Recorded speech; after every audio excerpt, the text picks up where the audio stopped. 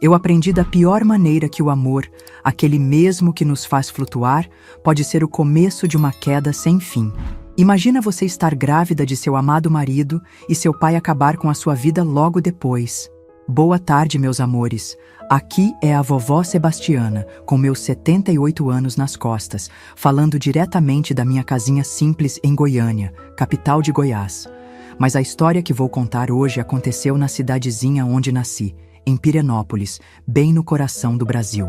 Uma cidade que hoje é ponto turístico, cheia de cachoeiras e casarões históricos, mas que nos anos 60 não passava de um lugar pacato onde todo mundo conhecia todo mundo, com suas ruas de pedra e as fofocas que corriam mais rápido que água de enxurrada. Antes de começar minha história, quero agradecer a todos vocês que estão me acompanhando nesse canal.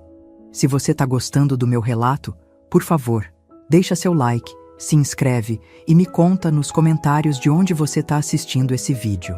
Pode ser da sua cidade, do seu estado, até de outro país se tiver brasileiros por aí. Se quiser contar um pouco sobre sua vida, eu agradeço e amaria ler também. Isso me dá uma alegria que vocês nem imaginam, saber que tem gente de todo canto ouvindo o que essa velha tem para contar. Nasci em 1947, numa época em que menina mal tinha direito de sonhar.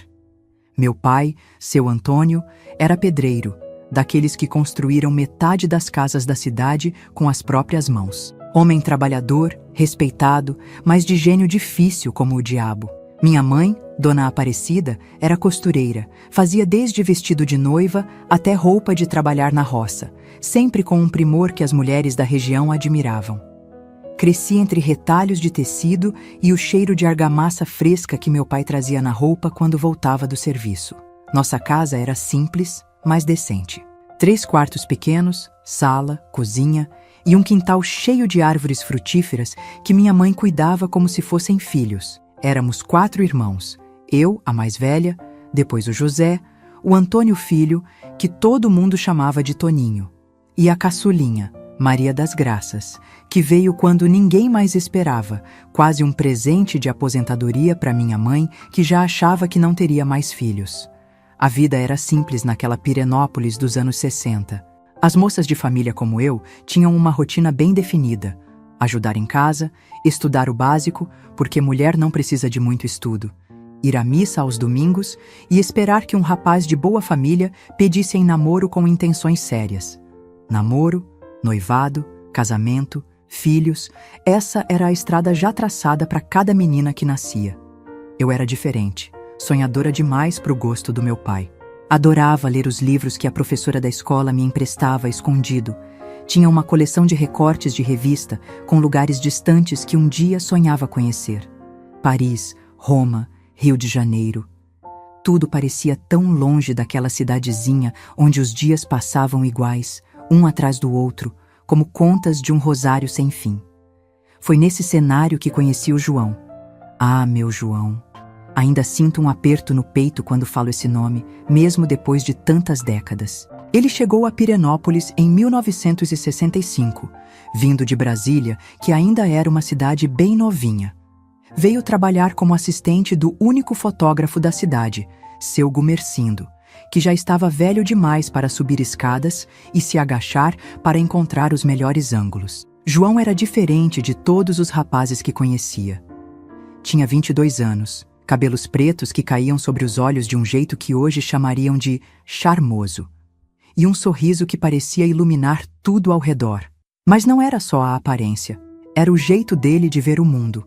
Ele tinha vivido em Brasília, tinha visto coisas que nós, da cidadezinha, só conhecíamos por fotografia.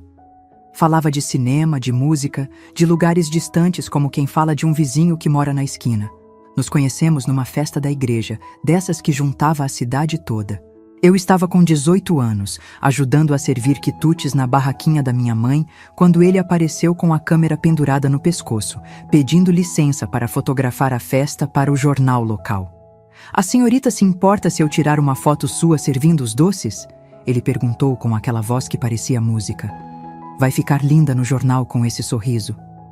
Senti o rosto esquentar na hora. Nenhum rapaz tinha me elogiado assim, tão diretamente. Na nossa cidade, os garotos eram tímidos, mandavam recado pela irmã ou pelo amigo, antes de dirigir a palavra a uma moça. Meu pai não gosta que eu apareça em jornal, respondi, baixando os olhos como tinha aprendido a fazer. Que pena, ele disse sem perder o sorriso. Seria a foto mais bonita que já tirei desde que cheguei a Pirenópolis. Daquele dia em diante, parecia que eu encontrava João em todo canto. Na praça, na saída da missa, no mercado quando ia fazer compras para minha mãe. Sempre com um sorriso, sempre com um cumprimento respeitoso, sempre com aqueles olhos que pareciam enxergar além do que todo mundo via. Nosso namoro começou escondido, daquele jeito que só aumenta o encanto. Bilhetinhos passados pela minha amiga Conceição, encontros rápidos quando eu dizia que ia à casa dela estudar, conversas apressadas nos cantos da praça, quando conseguia escapar por alguns minutos da vigilância constante da minha família. João me mostrava as fotografias que tirava, me contava sobre os lugares que conheceu, me emprestava livros que eu lia escondida, debaixo do cobertor, com a luz de uma vela que precisava apagar rapidinho se ouvisse passos no corredor. Com ele, eu me sentia viva de verdade, como se até então tivesse apenas existido, respirando e comendo, mas sem realmente viver. Um dia vou te levar daqui, ele me prometia nos nossos encontros escondidos. Vamos morar em Brasília, quem sabe no Rio. Vou ser um fotógrafo famoso e você vai poder ler todos os livros que quiser, conhecer todos os lugares que sonha. Eu acreditava. Como não acreditar? O amor tem isso de bonito e de terrível. Nos faz acreditar em qualquer promessa por mais impossível que pareça. 6 meses depois dos nossos primeiros encontros escondidos, João finalmente criou coragem e foi falar com meu pai. Arrumou-se todo, com a melhor roupa que tinha, pegou emprestado o carro do seu Gumercindo, um Fusca azul que era o xodó do velho fotógrafo, e apareceu em casa num domingo depois da missa. Meu coração parecia que ia sair pela boca quando vi ele parado na nossa porta, segurando um buquê de flores simples que tinha colhido no caminho. Meu pai, desconfiado como sempre, convidou-o a entrar com aquela hospitalidade fria que só quem é do interior entende o que significa. Educação por fora, avaliação impiedosa por dentro. Seu Antônio, João começou, a voz firme apesar do nervosismo que eu podia perceber pelo jeito que ele segurava o chapéu. Vim aqui com todo respeito pedir permissão para namorar sua filha, a Sebastiana. Meu pai, sentado na sua cadeira de sempre na varanda, aquela que ninguém mais podia usar, olhou João de cima a baixo como quem avalia um animal no leilão. E por que eu deveria deixar minha filha namorar um forasteiro que nem família tem aqui? Perguntou, sem rodeios. Um rapaz que trabalha tirando fotografia, que não tem terra, que não tem nome conhecido? Porque eu gosto dela, senhor. Gosto com respeito e com intenções sérias. Estou juntando dinheiro, tenho planos de abrir meu próprio estúdio em breve. Posso dar uma vida digna à sua filha. A conversa seguiu por quase 1 hora. Meu pai fazendo perguntas, João respondendo com uma calma que me impressionava. Minha mãe, sempre diplomática, servindo café e tentando suavizar as arestas quando meu pai ficava ríspido demais. Meus irmãos espiando curiosos pela porta da cozinha, me lançando olhares que iam do deboche à admiração. No final, para minha surpresa, meu pai concordou. Com condições, claro. Poderíamos nos ver aos domingos depois da missa, sentados na varanda da nossa casa, sob os olhos atentos da família. Uma vez por mês, João poderia me levar para tomar sorvete na praça, mas precisaríamos voltar antes do anoitecer. E em 6 meses, se o namoro continuasse, teríamos que ficar noivos oficialmente. Era pouco para o que queríamos, mas era mais do que esperávamos conseguir. João saiu da nossa casa naquele dia com um sorriso tão grande que parecia não caber no rosto. Eu fiquei flutuando, ajudando minha mãe a lavar a louça do café, mas com a cabeça nas nuvens, imaginando nosso futuro juntos. Os meses que se seguiram foram os mais felizes da minha jovem vida.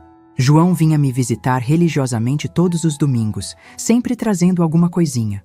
Uma flor, um livro escondido dentro do paletó que me entregava quando ninguém estava olhando, uma fotografia que tinha tirado pensando em mim. Nossos passeios mensais para tomar sorvete eram planejados com antecedência, cada minuto precioso, longe dos olhares da família, aproveitado ao máximo. Aos poucos, João foi conquistando até meu pai. Ajudava nos pequenos concertos da casa. Trazia notícias de Brasília que interessavam ao meu pai, que acompanhava a política pelo rádio. Mostrava respeito genuíno pelas opiniões dele mesmo quando discordava. Minha mãe já o tratava como a um filho, guardando o melhor pedaço do bolo para quando ele viesse nos visitar, perguntando sobre sua saúde, até fazendo um pullover para ele enfrentar o frio do inverno goiano. Foi então que tudo mudou, meus queridos. Num daqueles encontros rápidos que ainda mantínhamos escondidos, agora não mais por proibição, mas para ter alguns momentos só nossos, sem a família inteira assistindo, João me beijou de um jeito diferente, mais intenso, mais urgente. Estávamos escondidos atrás da igreja velha, num cantinho que ninguém frequentava àquela hora do dia. "Casa comigo, Sebastiana", ele sussurrou entre beijos. "Não aguento mais esperar." "Mas meu pai disse que precisamos ficar noivos por pelo menos 1 ano", respondi, preocupada com as convenções que tinham sido estabelecidas. "Não aguento esperar 1 ano. Quero você comigo agora, todos os dias, todas as noites." O que aconteceu em seguida, meus queridos, foi o que acontece quando 2 jovens apaixonados perdem a cabeça. Não vou entrar em detalhes porque vocês são espertos e entendem o que quero dizer. Mas naquele fim de tarde, atrás da igreja velha, cruzamos uma linha que moças de família, na minha época, não deveriam cruzar antes do casamento. Nas semanas seguintes, nos encontramos mais vezes escondidos. Era errado, eu sabia que era. Tinha sido criada sabendo que era. Mas o amor tem essa força que parece derrubar todas as barreiras do que é certo e errado. João e eu nos amávamos com a intensidade de quem tem pressa, de quem sente que o tempo está passando rápido demais e cada momento precisa ser vivido com toda a entrega possível. Foi quando minha menstruação atrasou. No início, não dei importância. "É nervosismo", disse a mim mesma. "É porque ando preocupada com os planos de casamento." Mas quando uma semana virou 2 e 2 viraram 3, o medo começou a tomar conta de mim.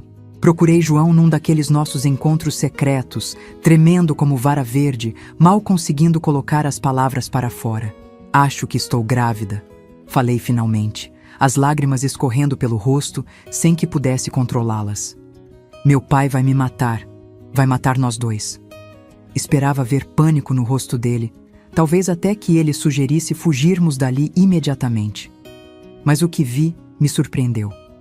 Um sorriso largo, sincero, seguido de um abraço que quase me tirou o fôlego. "Isso é maravilhoso, Sebastiana. Agora temos que casar logo.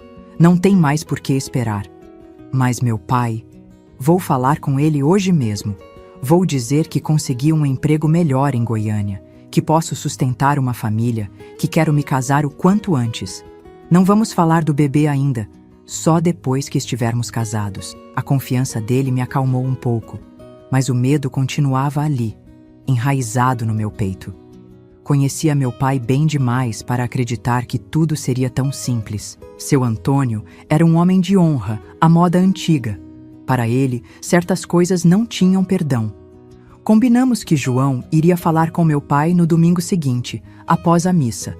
Ele já tinha tudo planejado. Diria que recebeu uma proposta para trabalhar num estúdio fotográfico em Goiânia, que tinha um lugar para morarmos, que não queria mais esperar para me fazer sua esposa. Mas o destino, meus queridos, às vezes tem planos cruéis para nós.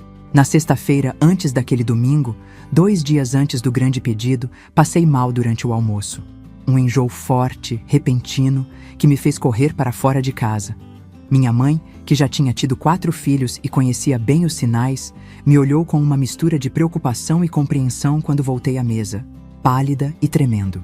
Depois que meus irmãos saíram e ficamos só nós 2 na cozinha, ela pegou minhas mãos entre as dela e perguntou, a voz baixa, mas firme: "Há quanto tempo você está grávida, Sebastiana?" Neguei no início, claro. Disse que devia ser algo que comi, que andava cansada demais, qualquer desculpa que viesse à mente. Mas minha mãe apenas balançou a cabeça. Aqueles olhos que pareciam ler minha alma, me encarando com uma mistura de decepção e preocupação. "Filha, sou sua mãe. Conheço esse olhar, conheço esses sintomas. Estou perguntando só para saber quanto tempo temos antes que seu pai perceba. Porque quando ele descobrir, desabei em lágrimas então. confessando tudo. O quanto amava João, os encontros escondidos, a gravidez recém-descoberta, os planos dele de falar com meu pai naquele domingo. Minha mãe me ouviu em silêncio, o rosto cada vez mais sério. Seu pai não pode saber, Sebastiana. Ela disse quando terminei. Não agora. Não desse jeito. Ele mataria o João e depois mataria você. Achei que fosse exagero dela, aquele medo típico que as mulheres da época tinham dos maridos. Meu pai era rígido, sim, às vezes até cruel nas palavras, mas daí a matar alguém parecia um salto grande demais. João vai falar com ele no domingo, mãe. Vai dizer que quer casar logo, que tem um emprego em Goiânia. Não vamos falar do bebê ainda. Deus te ouça, filha. Deus te ouça. Mas Deus, se estava ouvindo, decidiu olhar para o outro lado naquele dia. Porque na manhã seguinte, sábado, acordei com um alvoroço na casa. Vozes alteradas, portas batendo, minha mãe chorando. Quando saí do quarto, ainda zonza de sono, encontrei meu irmão José parado no corredor, o rosto pálido. O que aconteceu? Perguntei, o coração já acelerando com um pressentimento ruim. Pai descobriu sobre você e o João, ele disse a voz baixa. Alguém viu vocês atrás da igreja velha e contou para ele. Ele saiu que nem louco, pegou a espingarda. Mãe tentou impedir. Mas você sabe como ele fica quando está com raiva. Senti o mundo girar ao meu redor. Meu pai tinha ido atrás de João, armado, cego de raiva. Todas as histórias que tinha ouvido sobre homens que mataram por honra, todos os casos que as mulheres comentavam em voz baixa sobre moças que se perderam e os namorados que pagaram o preço, tudo isso passou pela minha cabeça como um filme de terror. Onde ele foi? Gritei, agarrando a camisa do meu irmão. Temos que impedir! Ele foi pro estúdio do seu Gumercindo. Disse que ia resolver o problema de uma vez. Não pensei duas vezes.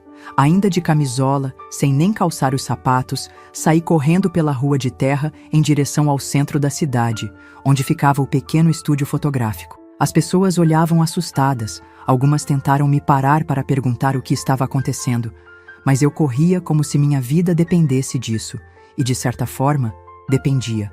Quando cheguei ao estúdio, já havia uma pequena multidão na porta. O coração gelou dentro do peito. Empurrei as pessoas, desesperada para entrar, gritando o nome de João, gritando por meu pai, gritando por Deus. Mas era tarde demais, meus queridos, tarde demais. Quando entrei naquele estúdio, o tempo parou. Juro por Deus que parou. O barulho da multidão lá fora sumiu. O som dos meus próprios gritos desapareceu. E tudo que existia era aquela cena que ficaria gravada na minha memória pelo resto da vida. João estava caído no chão, sobre um tapete vermelho que seu Gumercindo usava para fotografar as noivas da cidade. Só que agora o tapete estava mais vermelho ainda, encharcado com o sangue do meu amor. Seus olhos, aqueles olhos que tinham me olhado com tanto carinho, estavam abertos, vidrados, olhando para o nada. A câmera fotográfica, que era seu orgulho, estava quebrada ao lado, como se ele tivesse tentado usá-la para se defender. Meu pai estava parado ao lado do corpo, a espingarda ainda fumegando na mão, o rosto contorcido numa expressão que misturava raiva e uma espécie terrível de satisfação.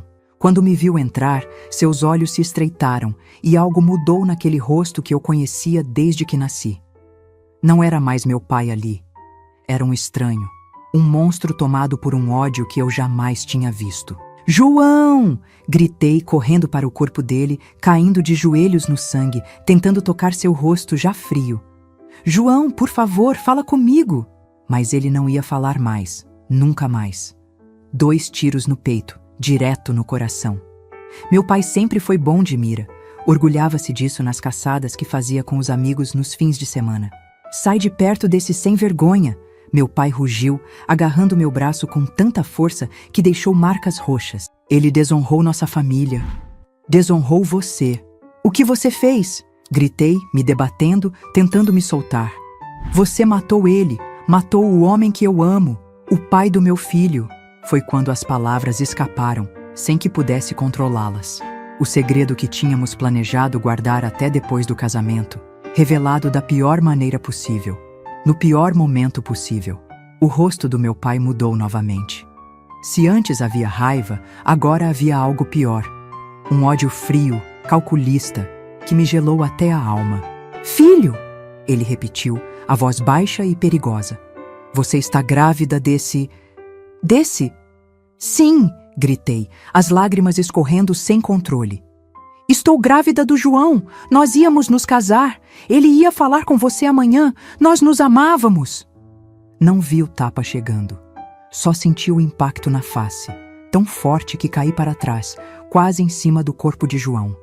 A boca encheu de sangue. Um dente ficou mole. Meu pai nunca tinha me batido assim antes. Palmadas quando criança, sim, mas nunca com essa violência cega. Vagabunda! Ele gritou e a palavra doeu mais que o tapa. Trouxe vergonha para nossa família. Não é mais minha filha. Tudo aconteceu muito rápido depois disso. Seu Gumercindo, que tinha saído para buscar ajuda, voltou com o delegado da cidade e 2 policiais. Meu pai foi levado, ainda gritando que tinha feito o que qualquer homem de honra faria, que tinha lavado a honra da família, que o tal João tinha merecido. Fiquei ali, ajoelhada ao lado de João, até que alguém, não lembro quem, me cobriu com um casaco e me tirou de lá. Lembro de ver a mãe de João chegando, uma senhora simples de Brasília que tinha vindo visitar o filho naquela semana. Seus gritos de dor, quando viu o corpo do filho único, ainda ecoam nos meus pesadelos. O resto daquele dia é um borrão na minha memória. Sei que fui levada para casa, que minha mãe tentou me acalmar, que meus irmãos ficaram afastados, assustados demais com tudo que estava acontecendo. A notícia correu pela cidade pequena como fogo em palha seca. Até o final do dia, todos já sabiam que seu Antônio tinha matado o fotógrafo que engravidou a filha dele. Passei a noite toda em claro, os olhos secos de tanto chorar, um vazio enorme no peito, onde antes havia sonhos e esperanças. Tudo que João e eu tínhamos planejado, tudo que sonhávamos para o futuro, para nosso bebê, tudo destruído por 2 tiros de espingarda. Minha mãe entrou no quarto de madrugada, o rosto inchado de tanto chorar também. Sentou-se na beira da minha cama e pegou minhas mãos entre as suas, como sempre fazia quando eu estava doente ou triste. Filha, seu pai vai ficar preso por um tempo, ela disse, a voz tremendo. Mas nesta cidade, por causa do jeito que as pessoas pensam, ele não vai ficar preso por muito tempo. Essas coisas, ela hesitou, como se buscasse as palavras certas. Essas coisas acontecem por aqui, e os homens se protegem. Dizem que foi por honra. Que honra, mãe? Perguntei, a voz rouca de tanto gritar. Que honra tem em matar um homem bom que só queria se casar comigo, que só queria me fazer feliz? Ela não respondeu, apenas baixou a cabeça. E naquele gesto, entendi que para ela, criada na mesma tradição, talvez houvesse mesmo algum sentido naquela violência toda. Era um mundo de homens, onde a honra valia mais que a vida, onde uma filha perdida era pior que uma filha morta. Você precisa sair daqui, Sebastiana. Ela continuou depois de um longo silêncio. Não é mais seguro para você nesta cidade. As pessoas vão falar, vão apontar, vão maltratar, e seu pai, quando ele sair da cadeia, não precisou terminar a frase. Ambas sabíamos o que aconteceria. Meu pai, humilhado na frente da cidade inteira, não ia descansar enquanto não resolvesse o outro problema, a gravidez que eu carregava. Vou mandar você para a casa da sua tia Josefa em Goiânia, ela continuou. Ela já sabe de tudo, concordou em te receber. Lá você pode ter o bebê, decidir o que fazer depois. E você, mãe? E meus irmãos? Vamos ficar bem, ela disse, mas seus olhos diziam outra coisa. Seu pai, apesar de tudo, não vai nos machucar. É com você que ele está furioso. Naquela mesma noite, com apenas uma trouxa de roupas e o pouco dinheiro que minha mãe tinha escondido do meu pai ao longo dos anos, saí de casa. Meu irmão José me levou até a rodoviária, no silêncio da madrugada, para pegar o primeiro ônibus para Goiânia. Cuida de você, mana, ele disse, me abraçando desajeitado na plataforma. E do bebê também. Foi a última vez que vi meu irmão. A última vez que vi qualquer pessoa da minha família por muito, muito tempo. A viagem até Goiânia foi longa e dolorosa. Cada solavanco do ônibus na estrada de terra parecia me lembrar da realidade brutal que tinha se abatido sobre minha vida. Há menos de 48 horas, eu era uma jovem apaixonada, com planos de casamento, esperando um filho do homem que amava. Agora era uma fugitiva, uma mulher perdida, como diriam na minha cidade, carregando no ventre o filho de um homem morto pelo meu próprio pai. Tia Josefa me recebeu sem fazer muitas perguntas. Era irmã da minha mãe, mas tão diferente dela quanto possível. Enquanto minha mãe era submissa, silenciosa, minha tia era independente, tinha seu próprio negócio, uma pequena loja de tecidos no centro de Goiânia, e nunca tinha se casado. Solteirona, chamavam, mas ela parecia não se importar com os rótulos. Você vai ficar aqui comigo o tempo que precisar, ela disse, me mostrando o pequeno quarto nos fundos da casa. Ninguém precisa saber de onde você veio ou o que aconteceu. Aqui você pode ser quem quiser. Durante as primeiras semanas, mal saí daquele quarto. A dor da perda de João era tão intensa que parecia física, como se tivessem arrancado uma parte do meu corpo. Chorava até dormir, acordava chorando. Passava os dias revivendo cada momento que tínhamos passado juntos. Cada promessa, cada sonho. O único consolo era a vida que crescia dentro de mim. Nos momentos mais escuros, quando pensava que não aguentaria mais, colocava a mão na barriga ainda plana e sussurrava: "Você é parte dele. Você é nosso amor. Por você, vou seguir em frente." Tia Josefa me deu espaço para o luto, mas depois de um mês, começou gentilmente a me puxar de volta para a vida. Me convidou para ajudar na loja, me ensinou sobre tecidos, sobre costura, sobre como lidar com clientes. Aos poucos, encontrei um pouco de paz naquele trabalho, nas pequenas tarefas diárias, na rotina que me impedia de afundar completamente no desespero. A barriga começou a crescer, e com ela crescia também um novo tipo de esperança. Não era a mesma esperança luminosa e ingênua que tinha antes. Era algo mais calmo, mais forte, nascido da dor, mais determinado a sobreviver. Foi quando estava entrando no 5º mês de gravidez, já me adaptando à nova vida em Goiânia, que o passado veio me encontrar da maneira mais brutal possível. Era uma tarde de quarta-feira. Lembro como se fosse hoje. Tia Josefa tinha ido ao banco e eu estava sozinha na loja, organizando algumas fazendas novas que tinham chegado. A sineta da porta tocou, anunciando um cliente, e quando levantei os olhos, vi meu pai parado na entrada, o chapéu na mão, os olhos injetados fixos na minha barriga já visível sob o vestido solto. O medo que senti naquele momento é indescritível. Era como se todo o sangue tivesse congelado nas minhas veias, como se o ar tivesse ficado pesado demais para respirar. Recuei instintivamente, procurando algo para me proteger. "Pai", consegui dizer, a voz quase sumida. "O que faz aqui?" "Vim terminar o serviço", ele disse, e havia uma calma terrível em sua voz. "Vim limpar a vergonha da nossa família de uma vez por todas." Ele tinha envelhecido 10 anos em apenas alguns meses. O cabelo mais branco, o rosto mais magro, os olhos afundados nas órbitas. Mas o que mais me assustou foi a falta de emoção. Não havia raiva, não havia ódio. Apenas uma determinação fria, calculista. Como saiu da cadeia?" Perguntei, tentando ganhar tempo, olhando desesperadamente para a porta, para a rua onde talvez alguém pudesse me ajudar. "Aquele delegado é meu compadre", ele respondeu, dando um passo na minha direção. Todo mundo entendeu que fiz o que precisava ser feito. Me soltaram na semana passada. "E mãe? Meus irmãos?" "Sua mãe está bem, os meninos também. A Maria das Graças pergunta por você, mas logo vai esquecer. Vai crescer direito, não como você." Outro passo na minha direção. Consegui me mover finalmente, contornando o balcão, colocando-o entre nós. "Pai, por favor", supliquei, protegendo a barriga com as mãos. "É seu neto, seu sangue.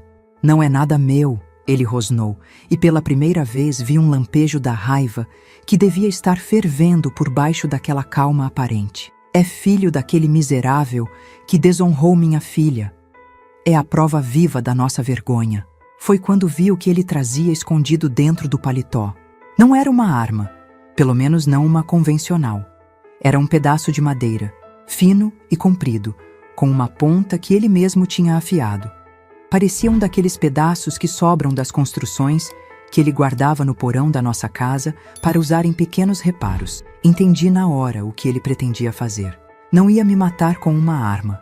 Não ia me dar um tiro como tinha feito com João. Seria mais pessoal, mais cruel. Ia usar aquele pedaço de madeira para atingir o bebê dentro de mim, para tirar a vida do meu filho antes mesmo que ele pudesse nascer. O pânico tomou conta de mim. Gritei por socorro, joguei o que tinha à mão, rolos de tecido, tesouras, caixas, tentando mantê-lo longe. Mas ele era mais forte, mais determinado. Contornou o balcão com uma agilidade que não combinava com sua idade, me encurralando contra a parede dos fundos da loja. "Isso vai acabar agora", ele disse, erguendo o pedaço de madeira. Tentei proteger a barriga com os braços, tentei me esquivar, tentei implorar mais uma vez, mas nada disso importava para ele. Vi o braço descendo, senti a dor aguda quando a madeira acertou minhas costelas. Ouvi meu próprio grito ecoando na loja vazia. Não lembro de todos os golpes. Em algum momento, minha mente misericordiosamente desligou, me levando para longe daquela dor insuportável. Lembro apenas de fragmentos. O som da madeira rasgando tecido e carne, o cheiro metálico do sangue, o gosto de lágrimas e bile na boca, a voz do meu pai repetindo palavras que não faziam mais sentido para mim. A última coisa que vi antes da escuridão me engolir foi o rosto dele, transformado por algo além da raiva, além do ódio, uma espécie de loucura fria, metódica, que executava o que considerava justiça sem qualquer traço de humanidade. Depois veio o nada, um abismo negro, silencioso, onde nem a dor nem o medo podiam me alcançar. Caí naquele vazio como quem cai num poço sem fundo, sem saber se algum dia encontraria o caminho de volta para a luz. Não sei quanto tempo fiquei naquela escuridão.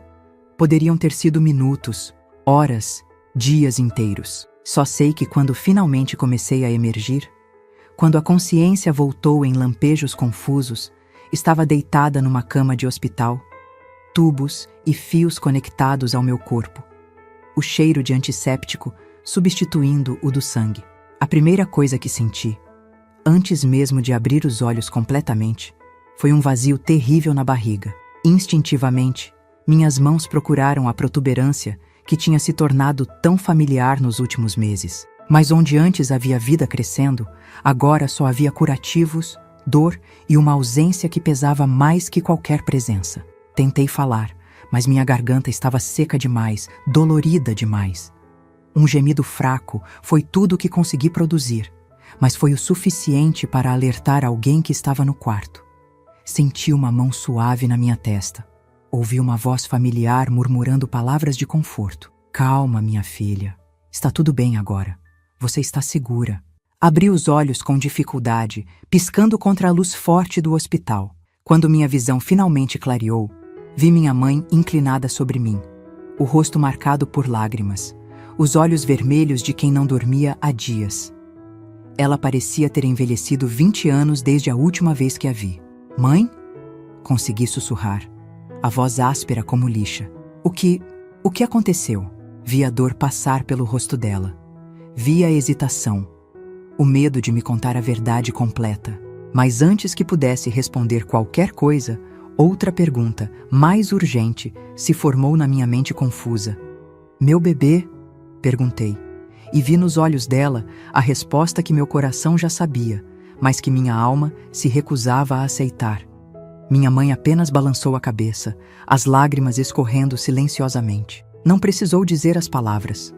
O vazio no meu ventre, o vazio no meu coração, já tinham me contado tudo. Foi quando percebi que tinha perdido não apenas João, não apenas o futuro que sonhamos juntos, mas também o último pedaço dele que me restava. Nosso filho que nunca chegaria a conhecer o mundo. O céu que eu via pela janela do hospital era de um azul impossível, como se o mundo lá fora não soubesse da escuridão que me consumia por dentro. Como podia o sol continuar brilhando? Como podiam os pássaros continuar cantando? Meu mundo tinha acabado, mas o resto do universo seguia indiferente, como se nada tivesse acontecido. "Quanto tempo?" Perguntei para minha mãe, que ainda segurava minha mão, a voz um pouco mais firme agora que tinham me dado água. 3 dias, ela respondeu, ajeitando os cobertores sobre mim com aquele cuidado que só mães têm. "Você perdeu muito sangue." Os médicos não tinham certeza se você ia sobreviver. Parte de mim queria perguntar por que tinham se esforçado tanto para me manter viva. O que restava para mim agora? João morto, nosso filho arrancado de mim antes mesmo de poder conhecer o mundo. Minha família destruída, meu próprio pai transformado num monstro que não reconhecia mais. E ele? Perguntei, sem conseguir dizer a palavra pai, não depois do que tinha feito. Minha mãe hesitou, os olhos baixando para nossas mãos entrelaçadas. Está morto, disse finalmente, a voz quase um sussurro. O pai do João, o seu Manuel de Brasília, ele chegou quando... Ela parou, respirou fundo, como se cada palavra fosse dolorosa demais. Quando seu pai ainda estava lá, com você. Tinham avisado a ele sobre a morte do filho, ele veio para o enterro e para te conhecer. Queria conhecer a moça que o filho amava tanto. O mundo pareceu girar ao meu redor, as paredes brancas do hospital ondulando como se fossem feitas de água. O pai do João me salvou? Ele ouviu seus gritos da rua, entrou na loja e viu o que estava acontecendo. Tinha uma arma. Seu pai não viu ele chegar, estava ocupado demais me destruindo, completei, a amargura dando um gosto metálico às palavras. Minha mãe apenas assentiu, as lágrimas voltando a cair. Seu Manuel atirou uma vez, só uma vez. Depois chamou a ambulância para você, mas era tarde demais para o bebê, concluí, sentindo o vazio no ventre como um buraco negro que ameaçava me engolir por inteiro. Para os dois, ela corrigiu suavemente. Para o bebê e para seu pai. Uma parte de mim deveria ter sentido algo. Tristeza, raiva, alívio talvez, mas não senti nada. Era como se todas as emoções tivessem sido drenadas junto com meu sangue naquele chão da loja. Olhei para o teto branco do hospital, contando as manchas de mofo que formavam desenhos sem sentido. Seu Manuel está preso? Perguntei depois de um longo silêncio. Não, minha mãe respondeu. E havia uma certa firmeza na voz dela que nunca tinha ouvido antes. As pessoas da rua viram o que aconteceu. Testemunharam que ele salvou sua vida, que seu pai ia matar você também. Chamaram de legítima defesa de terceiros. Irônico, pensei. O mesmo sistema que tinha soltado meu pai tão rapidamente depois de matar João, agora protegia o homem que tinha matado meu pai para me salvar. A justiça tinha dessas coisas tortas, desses caminhos que pareciam fazer sentido só para quem estava do lado certo da história. E agora? Perguntei, mais para mim mesma que para minha mãe. O que acontece agora? Agora você se recupera, ela disse, apertando minha mão. Fica forte de novo. E depois não posso voltar para Pirenópolis, completei. Não era uma pergunta. Não, ela concordou tristemente. As pessoas não esqueceriam, não deixariam você esquecer. Cidades pequenas têm memória longa. A filha do seu Antônio, que foi desonrada pelo fotógrafo de fora, que perdeu um bebê, que foi a causa indireta da morte do próprio pai, seria para sempre marcada, apontada, sussurrada. As portas se fechariam, os olhares me seguiriam, os burburinhos me acompanhariam até o túmulo. Sua tia Josefa disse que você pode ficar com ela em Goiânia, recomeçar aqui, minha mãe continuou. Ela te quer por perto, diz que você tem jeito para os tecidos, para as vendas. Balancei a cabeça levemente. Não conseguia imaginar voltar para aquela loja, para o local onde tinha perdido tudo. Cada pedaço de tecido me lembraria do sangue. Cada sombra me faria ver meu pai com aquele pedaço de madeira. Cada cliente que entrasse me faria sobressaltar, esperando o pior. Não posso ficar em Goiânia, falei finalmente. Não posso ficar perto de tudo isso. Minha mãe assentiu, como se já esperasse essa resposta. Tenho uma prima em São Paulo, a Zulmira. Você não conhece? Ela saiu de Goiás há muitos anos. Escrevi para ela quando tudo aconteceu. Ela disse que pode te receber, te ajudar a encontrar trabalho lá. São Paulo. A cidade grande, o formigueiro humano onde ninguém conheceria minha história, onde poderia me perder na multidão. Ser apenas mais um rosto anônimo entre milhões. A ideia me atraiu como uma luz atrai mariposas. Perigosa, talvez, mas irresistível na promessa de calor e claridade. "Quando posso ir?" perguntei, e vi o alívio nos olhos cansados da minha mãe. Ela tinha medo que eu desistisse, que a dor fosse grande demais para seguir em frente. "Os médicos dizem que precisam te observar por mais uma semana. Depois, se estiver tudo bem, podemos organizar a viagem." Uma semana. 7 dias entre o inferno que tinha vivido e o purgatório que me esperava. Tempo suficiente para os curativos externos começarem a cicatrizar, mas nem um século seria suficiente para as feridas internas. "E você, mãe? E meus irmãos?" Seu rosto envelhecido se contraiu numa expressão que misturava dor e determinação. "Vou cuidar dos seus irmãos. O José já está trabalhando, ajudando em casa. O Toninho e a Maria das Graças ainda precisam de mim." Não perguntei se ela viria comigo, se deixaria a cidade onde tinha passado a vida inteira. Sabia a resposta. Minha mãe era daquelas mulheres que plantavam raízes profundas, que não abandonavam seus deveres, que suportavam o peso do mundo sem reclamar. Ela ficaria em Pirenópolis, enfrentaria os olhares, os comentários, cuidaria do túmulo do marido e seguiria em frente, um dia após o outro, como sempre tinha feito. Os dias no hospital se arrastaram como lesmas, cada minuto parecendo uma hora, cada hora um dia inteiro. As enfermeiras eram gentis, os médicos eficientes, mas ninguém sabia ao certo o que dizer para a moça, que tinha perdido tudo de uma só vez. Suas palavras de conforto soavam vazias, seus olhares de pena me faziam sentir ainda mais sozinha.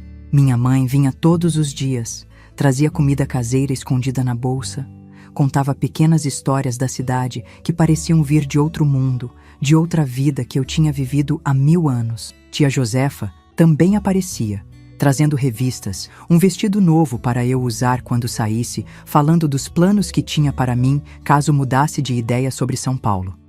Naquela semana de recuperação, descobri que os danos internos tinham sido extensos. Além de perder o bebê, os médicos tiveram que remover parte do meu útero, destruído pela violência do ataque. Nunca poderia ter filhos. Nunca carregaria outra vida dentro de mim. Era jovem, tinha apenas 19 anos e já carregava essa sentença perpétua. Quando finalmente me deram alta, era final de julho de 1966. O calor do cerrado castigava Goiânia, o ar seco fazendo minha pele coçar sob os curativos. Saí do hospital apoiada no braço da minha mãe, mais magra 20 quilos, o vestido novo de tia Josefa folgado no corpo que tinha perdido não só peso, mas também as curvas da gravidez interrompida. Passei 3 dias na casa da minha tia, recuperando forças para a longa viagem até São Paulo. Não saí do quarto, não consegui olhar pela janela que dava para a rua onde ficava a loja, palco da tragédia que tinha destruído minha vida. Comia pouco, dormia menos ainda, atormentada por pesadelos onde as cenas daquele dia se repetiam infinitamente, às vezes com finais ainda mais cruéis. Na véspera da partida, quando arrumava a pequena mala com as poucas roupas que minha mãe tinha trazido de Pirenópolis, recebi uma visita inesperada. Seu Manuel, o pai de João, pediu permissão para me ver. Hesitei muito. O que diria para o homem que tinha perdido o filho por minha causa? O homem que tinha matado meu pai para me salvar? Que palavras poderiam existir para uma situação tão impossível quanto aquela? Mas algo dentro de mim sabia que precisava daquele encontro, daquele encerramento, antes de partir para uma nova vida. Pedi que o deixassem entrar. Ele era tão parecido com João que senti um aperto no peito assim que o vi. Os mesmos olhos, o mesmo formato do rosto, até o jeito de ficar em pé, ligeiramente inclinado para um lado. Um João mais velho, mais cansado, mais triste. "Senhorita Sebastiana", ele disse, o chapéu nas mãos, a voz rouca de quem chorou muito. Precisava ver a moça que meu filho amava tanto antes de voltar para Brasília. Não consegui responder. As palavras ficaram presas na garganta, um nó que ameaçava me sufocar. "João me escrevia sobre você", ele continuou, tirando do bolso um maço de cartas amarradas com barbante. Todas as semanas, desde que chegou a Pirenópolis. Falava da moça mais bonita que já tinha visto, da moça que lia livros escondida do pai, que sonhava com lugares distantes, que tinha o sorriso mais doce do mundo. As lágrimas começaram a cair antes que pudesse controlá-las. Não chorava desde o hospital, Era como se tivesse secado por dentro, como se não houvesse mais lágrimas para derramar. Mas ali, diante daquele homem que era um pedaço vivo do meu João, as comportas se abriram novamente. Ele ia me levar para Brasília, consegui dizer entre soluços. A gente ia casar, criar nosso filho lá. Ele ia abrir um estúdio fotográfico, eu ia aprender a revelar fotos, ajudar ele. A gente tinha tantos planos. Seu Manuel assentiu, os olhos brilhando com lágrimas contidas. Ele me contou todos esses planos. Estava juntando dinheiro para comprar uma casa pequena nos arredores de Brasília. Queria te dar uma vida digna, longe das fofocas de cidade pequena. Ficamos em silêncio por um momento, ambos perdidos nas memórias de quem tínhamos perdido, de futuros que nunca se realizariam. Vim pedir perdão, ele disse finalmente, a voz quase um sussurro. Por não ter chegado antes, por não ter salvado meu filho, por não ter salvado seu bebê. O Senhor salvou minha vida, respondi, sentindo o peso dessas palavras. Uma vida que eu nem sabia se queria continuar vivendo, mas que ele tinha preservado a custo da sua própria liberdade. Como posso agradecer por isso? Vivendo, ele respondeu simplesmente. Vivendo plenamente, como meu João teria querido.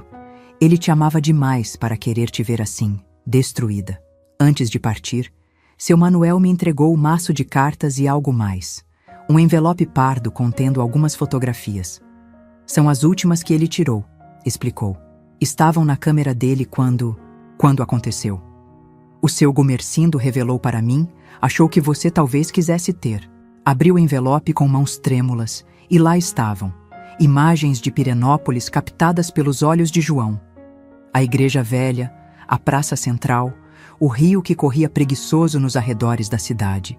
E para minha surpresa, várias fotos minhas que nem sabia que ele tinha tirado. Eu sorrindo na barraca da festa, eu lendo sentada à sombra de uma árvore, eu olhando pela janela da minha casa com expressão sonhadora. A última foto do envelope me fez perder o fôlego. Era eu, de perfil, uma das mãos suavemente pousada sobre a barriga, que começava a mostrar os primeiros sinais da gravidez. Meu rosto tinha uma expressão serena, quase radiante, iluminado pelo sol poente. No verso, com a letra caprichada de João, havia uma única frase.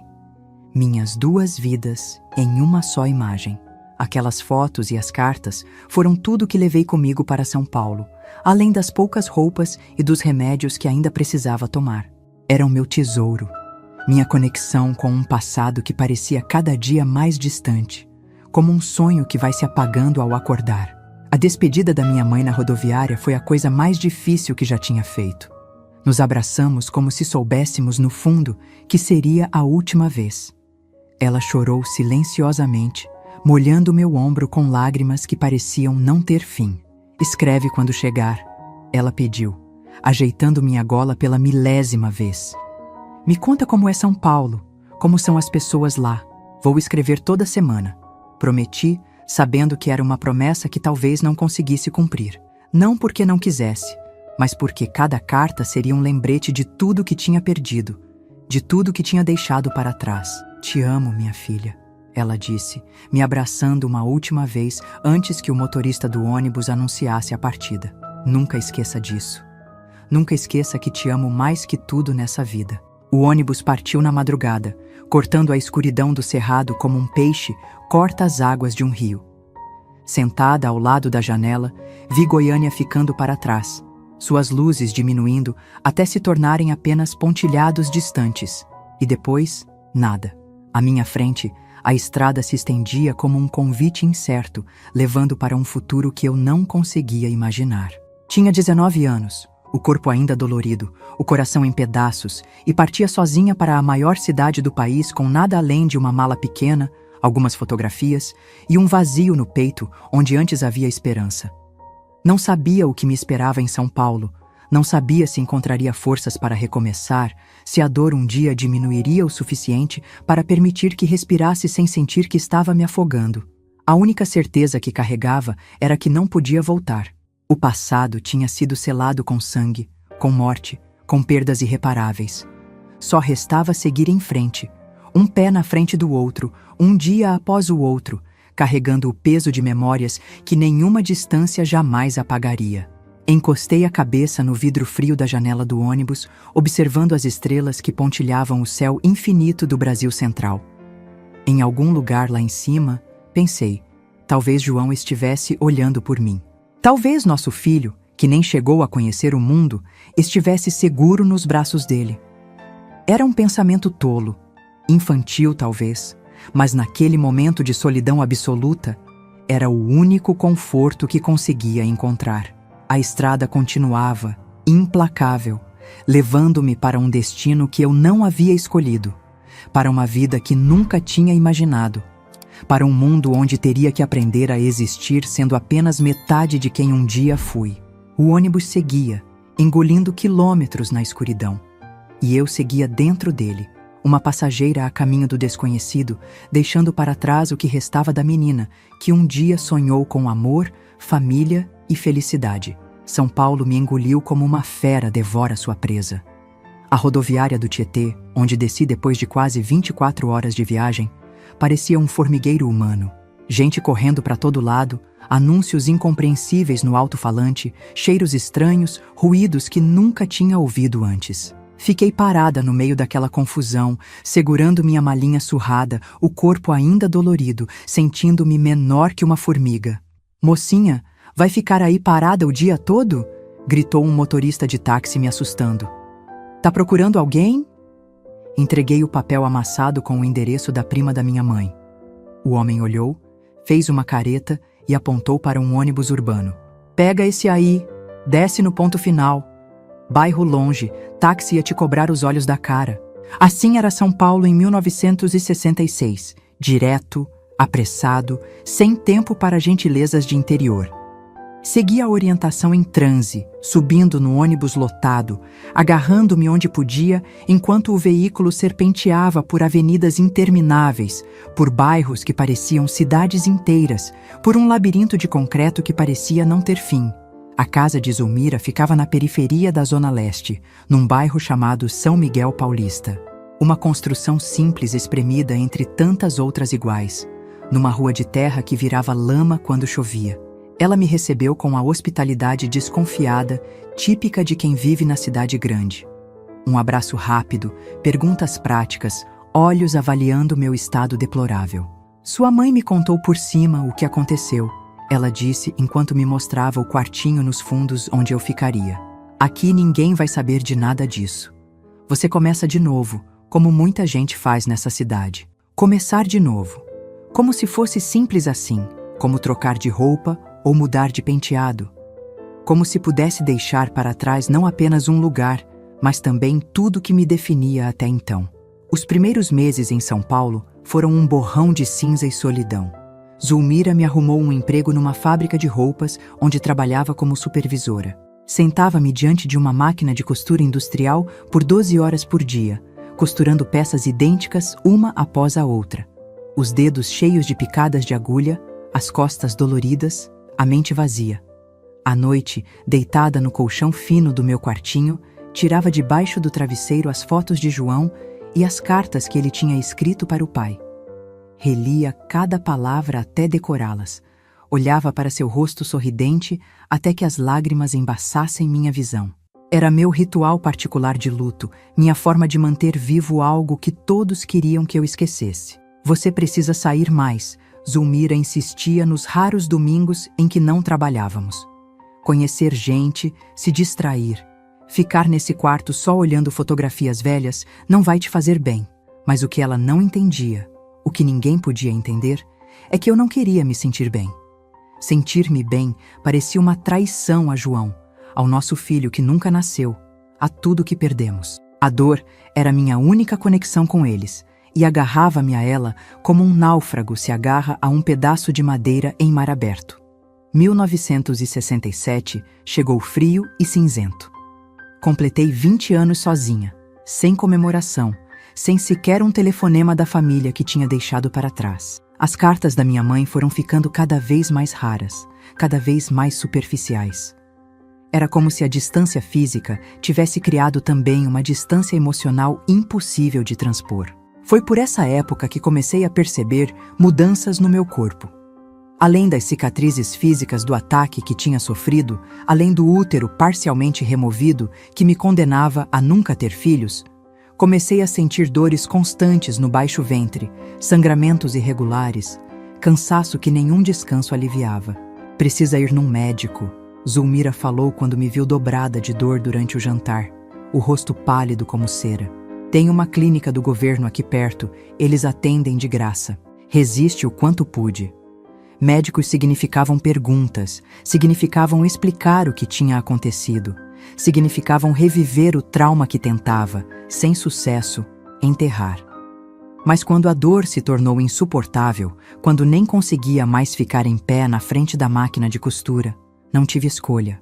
O diagnóstico veio frio, técnico, impessoal. Infecção pélvica crônica, devido a trauma no trato reprodutivo, agravada por cicatrização inadequada pós-cirurgia. Nó. O médico, um homem jovem que mal olhou nos meus olhos, prescreveu antibióticos, analgésicos e repouso. Repouso não é opção, doutor, falei, pensando no trabalho que não podia perder, no quarto que não poderia mais pagar se perdesse o emprego. Preciso trabalhar. Ele deu de ombros, indiferente ao meu desespero. Então vai continuar doente, a senhora escolhe. Saí da clínica mais quebrada do que quando entrei. Não era apenas o corpo que falhava, era a vida inteira que parecia conspirar contra mim. Sem família, sem amor, sem saúde, sem futuro. Aos 20 anos, sentia-me como uma velha de 80, carregando um peso que me curvava não apenas fisicamente, mas também na alma. Os remédios ajudaram por um tempo, mas logo as dores voltaram, acompanhadas agora de febres noturnas que me deixavam ensopada de suor, tremendo sob o cobertor fino. Emagreci tanto que minhas roupas, já grandes para meu corpo diminuído pela tragédia, agora pareciam pertencer a outra pessoa completamente. No final de 1967, quase desmaiei na fábrica. Caí sobre a máquina de costura, a agulha perfurando minha mão, o sangue manchando o tecido branco que costurava. Fui levada às pressas para o mesmo hospital público onde tinha recebido o diagnóstico inicial. Desta vez, o médico foi diferente. Uma mulher de meia idade, olhos cansados, mas gentis, que me examinou com cuidado e fez perguntas que ninguém tinha feito antes. Sobre o acidente original, sobre o tratamento recebido em Goiânia, sobre como tinha sido minha recuperação. Você tem uma infecção grave que se espalhou, ela explicou depois dos exames. Precisamos interná-la para tratamento com antibióticos intravenosos e provavelmente vai precisar de outra cirurgia para remover tecido danificado. Não posso ficar internada, protestei fracamente. Vou perder meu emprego, meu quarto. Se não ficar, vai perder a vida. Ela respondeu diretamente, mas sem crueldade. A escolha é sua, mas acho que já perdeu coisas demais para abrir mão também disso. Algo na forma como ela falou, não com pena, mas com uma compreensão genuína, quebrou a última barreira que mantinha de pé. Chorei como não chorava desde que tinha deixado Goiás, soluçando como uma criança perdida, deixando sair toda a dor, todo o medo, toda a solidão que tinha acumulado. A médica esperou pacientemente que me acalmasse, sem palavras vazias de conforto, apenas uma mão firme no meu ombro. Quando finalmente consegui respirar normalmente de novo, ela me olhou nos olhos pela primeira vez. Você é muito jovem para desistir, disse simplesmente. Vamos cuidar de você agora, e depois você decide o que fazer com a vida que ainda tem pela frente. Fiquei internada por quase 2 meses. A infecção era mais grave do que inicialmente pensavam. Tinha se espalhado para outros órgãos, e meu corpo enfraquecido lutava para combatê-la.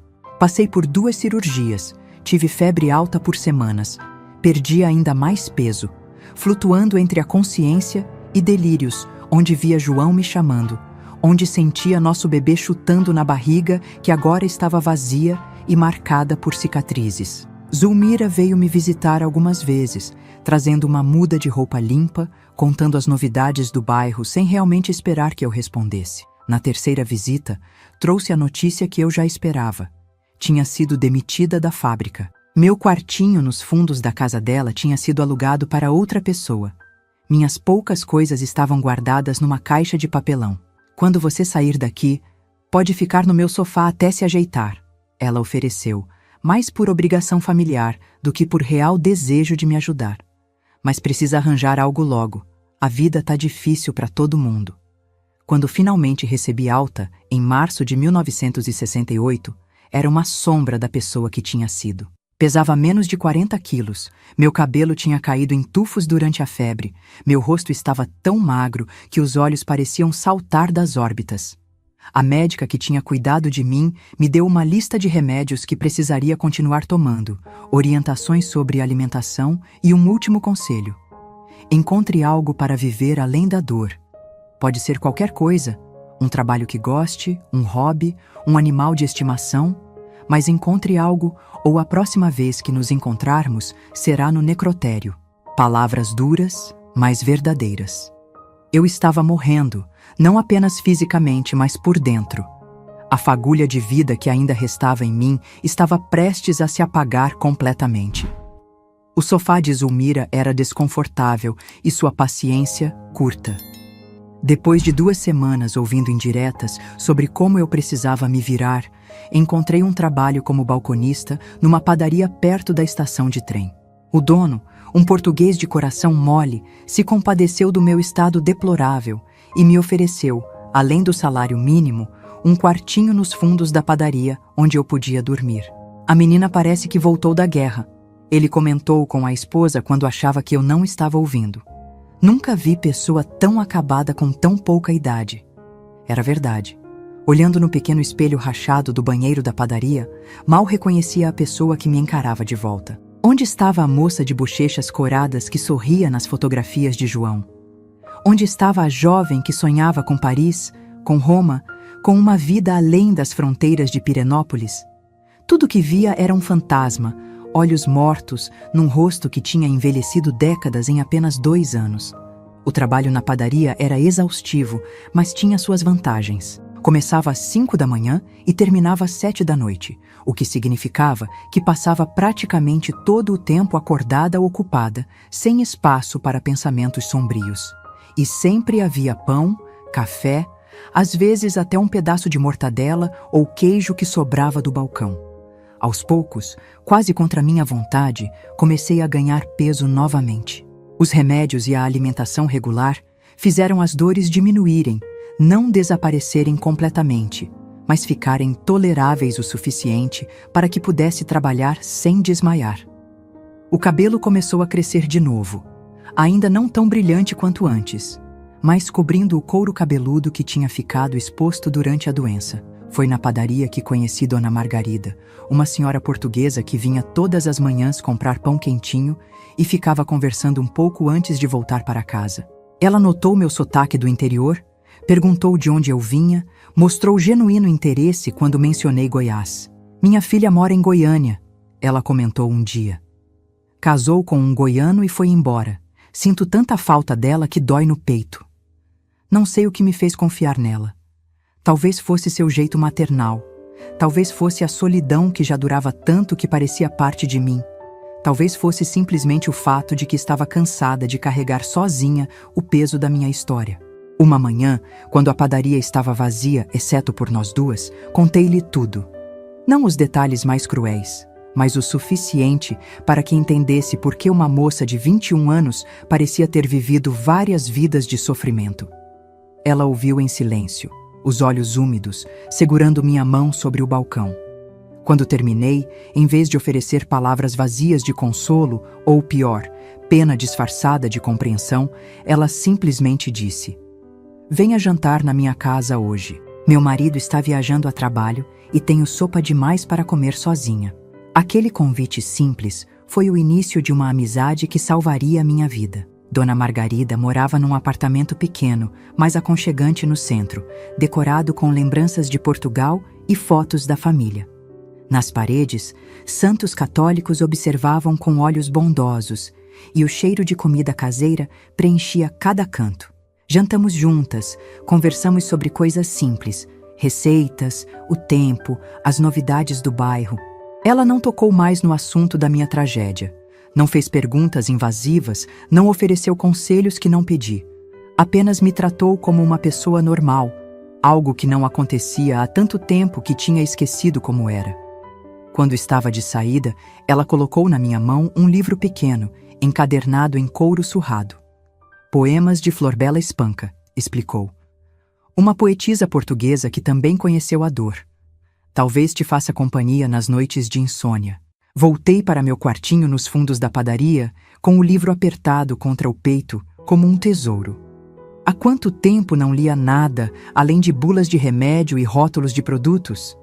Desde as cartas de João, talvez. Desde os livros que a professora de Pirenópolis me emprestava escondido, antes de tudo desmoronar. Naquela noite, pela primeira vez em anos, não dormi por uma razão diferente da dor ou do medo.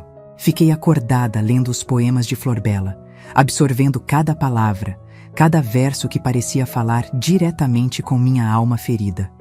Eu quero amar, amar perdidamente, amar só por amar. Aqui, além, mais este e aquele, o outro e toda a gente. Amar, amar e não amar ninguém. As palavras daquela mulher que tinha morrido há décadas, de alguma forma, me conectaram novamente com algo que tinha perdido. Não apenas o amor por João, não apenas o filho que nunca chegou a nascer, mas o amor pela própria vida, pela beleza que ainda podia existir mesmo depois da pior das tempestades. O jantar com Dona Margarida se repetiu na semana seguinte, e na outra, depois dessa. Logo, estava passando meus domingos de folga na casa dela, ajudando a fazer bolos portugueses, ouvindo histórias da sua infância em uma vila perto de Lisboa, aprendendo a fazer renda de bilros nas longas tardes de inverno paulistano. Ela nunca me tratou com pena, nunca falou de mim como a coitadinha ou a moça da tragédia. Para ela, eu era apenas Sebastiana, a menina de Goiás que trabalhava na padaria, que gostava de poesia e tinha jeito para a renda.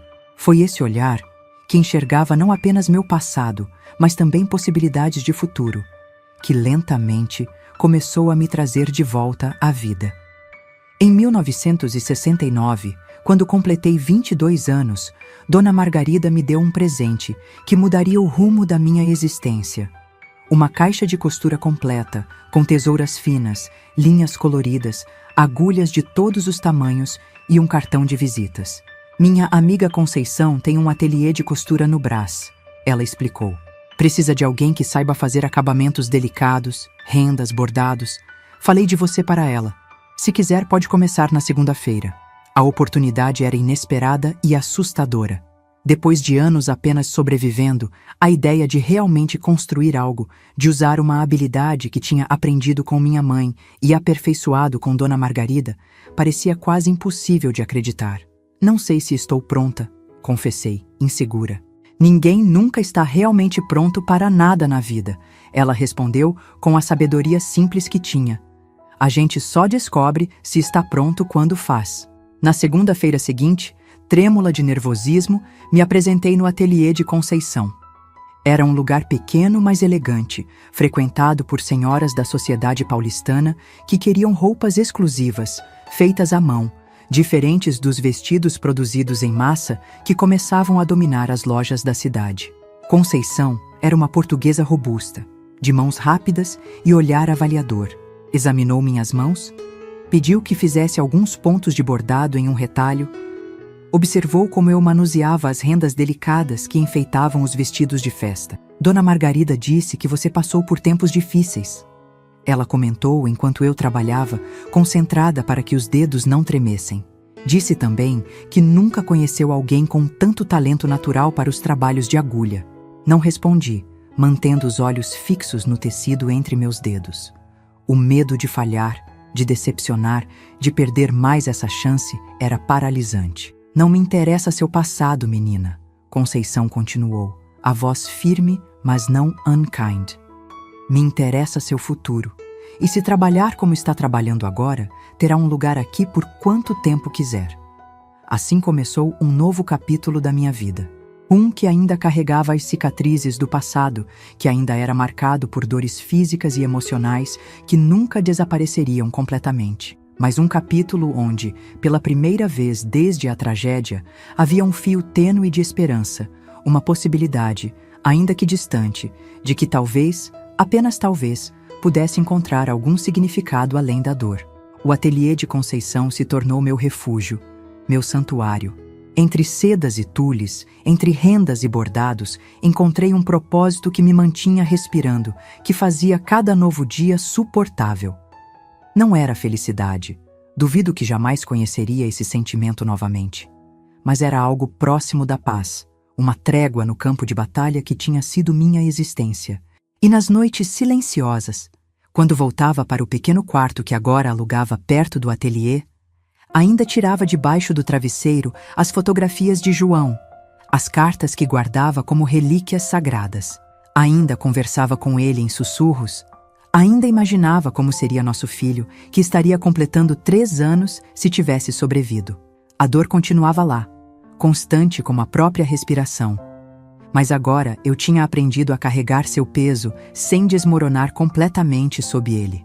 Era um tipo estranho de sobrevivência. Uma existência que acontecia nas margens, nas sombras. Não vivia plenamente. Não sabia mais como fazer isso. Mas também não estava mais apenas esperando a morte.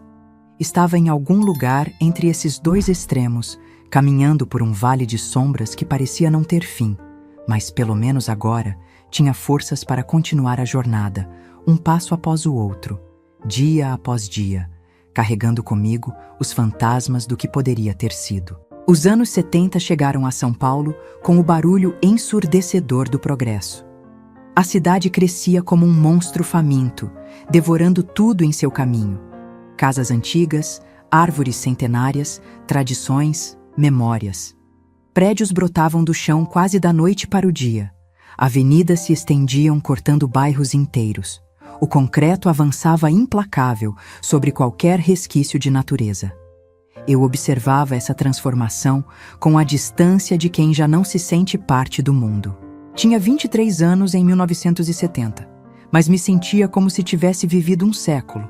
O espelho mostrava uma mulher jovem, os cabelos escuros já recuperados, o corpo magro, mas não mais doente, as mãos habilidosas que criavam beleza com agulha e linha. Mas por dentro, ainda era aquela menina quebrada que fugiu de Goiás, carregando apenas dor e lembranças. O ateliê de Conceição prosperava, e eu com ele. De simples ajudante, fui promovida a bordadeira principal, depois a supervisora das outras moças que trabalhavam com os acabamentos mais delicados. Tinha um talento natural que nem eu mesma conhecia até então, uma capacidade de transformar tecidos simples em obras de arte vestíveis. Seus dedos têm magia, Conceição dizia, examinando um bordado particularmente intrincado que eu tinha acabado de terminar para o vestido de noiva de uma cliente rica. É como se as flores nascessem da agulha. Talvez fosse verdade. Talvez aquelas flores bordadas, aquelas rendas delicadas, fossem a única coisa verdadeiramente bonita que eu ainda conseguia criar num mundo que tinha se tornado tão feio para mim. Em 1972, Conceição me fez uma proposta inesperada. Estava ficando velha, dizia. As mãos já não eram tão firmes, os olhos já não enxergavam os detalhes minúsculos dos bordados mais elaborados. Queria que eu me tornasse sua sócia, que assumisse gradualmente o ateliê que tinha construído com tanto esforço. Não tenho filhos, ela explicou, sentada na pequena sala dos fundos onde fazíamos nossos lanches. Você é a filha que a vida me deu. Quero que meu trabalho continue nas suas mãos quando eu não estiver mais aqui. A proposta me assustou. Sócia significava responsabilidade. Significava comprometimento com o futuro. Significava acreditar que haveria um amanhã que valeria a pena viver.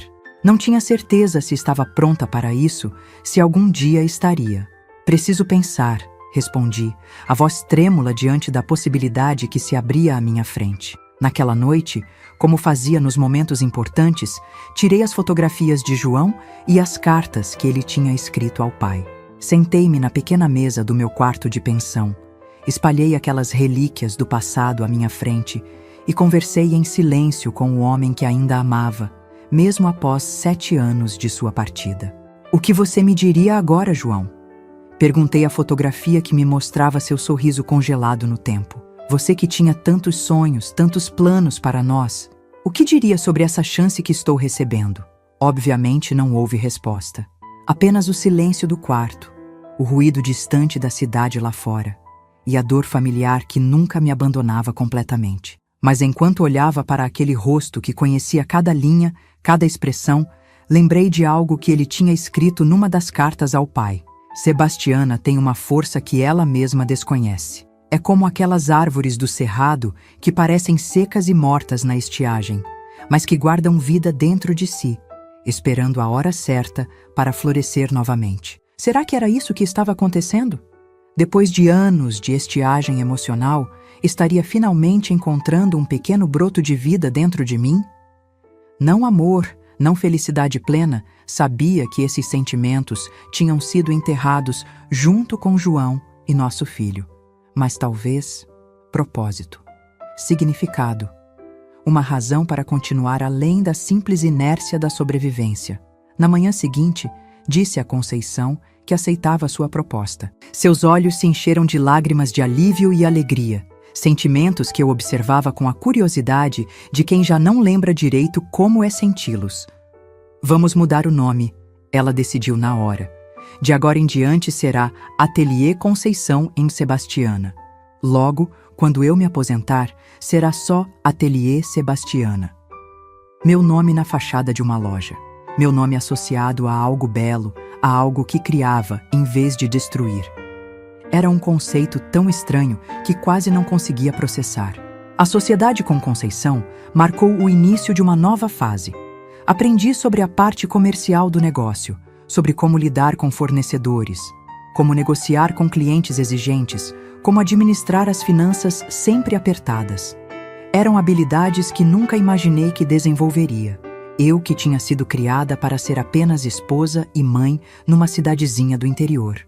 Em 1975, quando completei 28 anos, pude finalmente sair da pensão onde morava e alugar um apartamento pequeno, mas decente, não muito longe do ateliê.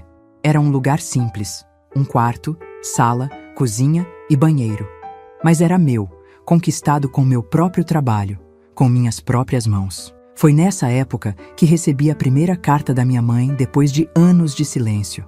O envelope amarelado, com a caligrafia tremida que reconheci imediatamente, ficou dias na minha mesa antes que tivesse coragem de abri-lo.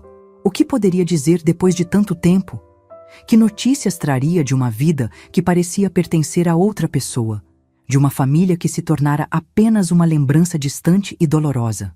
Quando finalmente abri, as lágrimas vieram antes mesmo que terminasse de ler o primeiro parágrafo. Minha filha querida, sei que faz muitos anos que não nos comunicamos. A distância, as dificuldades, a dor que todos carregamos, tudo isso criou um muro entre nós que parecia impossível de derrubar. Mas não passa um dia sem que eu pense em você, sem que ore pela sua felicidade, sem que sinta o vazio da sua ausência na nossa mesa. Escrevo agora porque finalmente consegui seu endereço através da Zulmira, que encontrou com um conhecido de São Paulo. Também porque sinto que os anos que me restam são poucos, e não queria partir deste mundo sem que você soubesse que nunca, nem por um segundo, deixei de te amar. A carta continuava, contando as novidades da família. José tinha se casado, tinha 2 filhos pequenos. Toninho tinha se mudado para Goiânia, trabalhava numa repartição pública. Maria das Graças estava terminando os estudos, sonhava em ser professora. A vida em Pirenópolis seguia seu curso. As pessoas envelheciam, nasciam crianças, morriam idosos, a cidade crescia devagar, como tudo no interior. Sei que suas lembranças daqui são dolorosas, minha mãe escrevia no final. Sei que o que aconteceu marcou sua vida de uma forma que talvez nunca cicatrize completamente. Mas quero que saiba que, se um dia quiser voltar, nem que seja apenas para uma visita, terá sempre um lugar na minha casa e no meu coração. Você é minha filha, e nada, nem mesmo a pior das tragédias, pode mudar isso. Rele aquela carta tantas vezes que decorei cada palavra, cada vírgula. Era uma ponte frágil, estendida sobre um abismo que parecia intransponível. Uma mão estendida, através do tempo e da distância. Mas não consegui respondê-la, não ainda. A ideia de reviver aquela dor, de colocar em palavras tudo o que tinha acontecido desde que deixei Goiás, era assustadora demais. Guardei a carta junto com as fotografias de João. Prometi a mim mesma que responderia quando estivesse pronta. Mas os dias viraram semanas, as semanas viraram meses, e a carta continuou sem resposta. Mais um fantasma a me assombrar nas noites solitárias. 1976 trouxe mudanças ao ateliê. Conceição, agora com quase 70 anos, começou a se afastar gradualmente, vindo apenas algumas horas por dia, deixando cada vez mais decisões em minhas mãos. O negócio prosperava modestamente. Nunca seríamos ricos, mas tínhamos nossa clientela fiel, nossas encomendas constantes para vestidos de noiva, roupas de festa, enxovais de bebê para famílias tradicionais. Foi nesse ano também que Dona Margarida, minha primeira amiga em São Paulo, adoeceu gravemente. Um câncer que se espalhou rápido demais, que consumiu seu corpo robusto em questão de meses. Visitava-a no hospital todos os dias depois do trabalho, levando flores, livros de poesia que líamos juntas, notícias do mundo lá fora que ela já não podia ver. Você foi um anjo na minha vida, Sebastiana. Ela me disse numa tarde de setembro, sua mão fria apertando a minha com a pouca força que ainda tinha. Quando te conheci, achei que estava ajudando uma moça perdida. Mas foi você quem preencheu o vazio que a ausência da minha filha tinha deixado. A senhora que foi meu anjo, respondi. As lágrimas que raramente permitia agora correndo livremente. Me salvou quando eu já não queria ser salva. Ela morreu naquela mesma noite, silenciosamente, como tinha vivido. No funeral, pequeno e triste, percebi que era a única pessoa além do marido idoso que realmente a chorava, que sentiria sua falta além da cortesia social. Havia perdido não apenas uma amiga, mas a mulher que tinha sido como uma segunda mãe, que tinha me estendido a mão quando todos os outros tinham virado as costas. Aquela perda reabriu feridas que nunca tinham realmente cicatrizado. Nos meses que se seguiram, voltei a ter pesadelos com aquela tarde em Goiânia, a reviver o ataque, a sentir a dor física e emocional como se tivesse acabado de acontecer. As dores crônicas que os médicos diziam ser sequelas das infecções e cirurgias voltaram com força total, às vezes me deixando de cama por dias.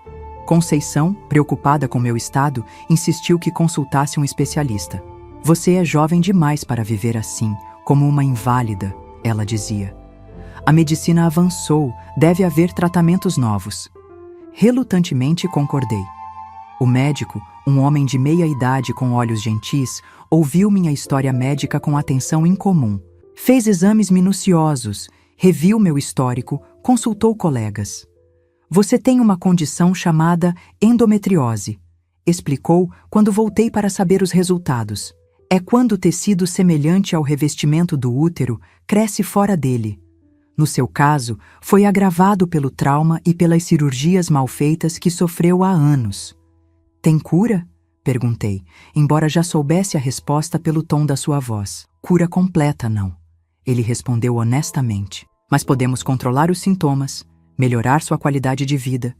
Existe uma nova cirurgia, menos invasiva, que pode remover alguns dos focos mais problemáticos, e medicamentos hormonais que ajudam a controlar a dor. Mais uma cirurgia, mais remédios, mais tempo de recuperação. A ideia me esgotava antes mesmo de começar. Mas que escolha tinha? Aos 30 anos, vivia como uma velha, contando os dias bons entre crises que me deixavam incapacitada, temendo cada mês a chegada da menstruação que trazia consigo ondas de dor quase insuportáveis. Vou pensar, respondi, levantando-me para sair.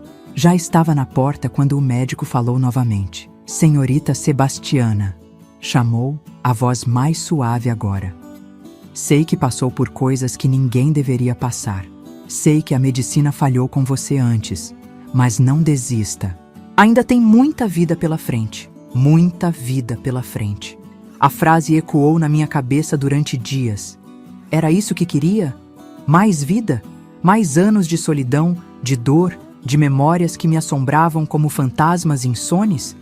Que tipo de futuro poderia esperar, eu que tinha sido marcada tão profundamente pelo passado? A resposta veio de um lugar inesperado. Uma tarde, enquanto trabalhava num bordado particularmente delicado para o vestido de noiva de uma jovem rica, a cliente entrou no ateliê para uma prova.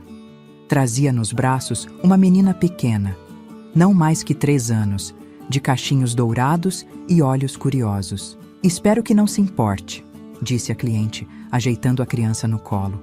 A babá ficou doente e não tinha com quem deixá-la. Não respondi.